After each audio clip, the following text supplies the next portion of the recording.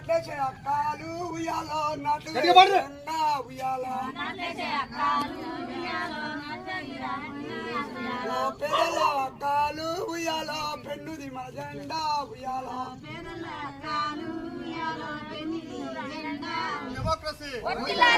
కావచ్చు. ఇంత దగ్గరలో ఉన్న కలెక్టర్ ఆఫీస్ దగ్గరికి అనేకమైన అధికారులు వచ్చేవాళ్ళు.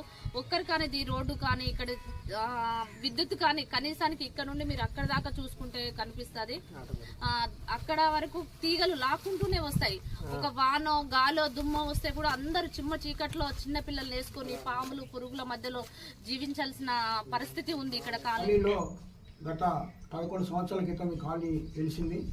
అప్పటి నుంచి ఇప్పటి వరకు వాళ్ళు ఎన్నో పోరాటాలు చేసినా కానీ ఈ ప్రభుత్వాలు టీఆర్ఎస్ ప్రభుత్వం కావచ్చు లేదా ఇప్పుడున్న కాంగ్రెస్ ప్రభుత్వం కావచ్చు ఇప్పటివరకు ఏం సమస్యలు పరిష్కరించలేదు. వాస్తవానికి వీళ్ళ సమస్యలు పెద్ద ఏం కావు.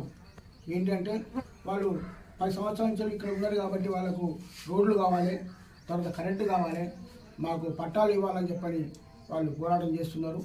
సిపిఎంఎల్ డెమోక్రసీ జిల్లా సహాయ కార్యదర్శి 2014 జనవరిలో ఇక్కడ ఈ కాలనీలు నిర్మాణం జరిగింది. జిల్లాలో ఉన్నటువంటి అనేక ప్రాంతాల నుంచి ఉన్నటువంటి వివిధ వర్గాలకు చెందినటువంటి పేద ప్రజలు ఇక్కడ కాలనీలు నిర్మించుకొని ఇక్కడ జీవిస్తున్నటువంటి పరిస్థితి మీరు చూస్తూ ఉన్నారు. ఇక్కడ ఉన్నటువంటి ప్రజలందరూ కూడా రోజువారీ దినచర్యల్లో కూలీ చేసుకొని వాళ్ళ కుటుంబాన్ని పోషించుకునేటువంటి వాళ్ళే తప్ప ఇక్కడ ఉన్నతమైనటువంటి వాళ్ళు కూడా ఎవరు లేరు.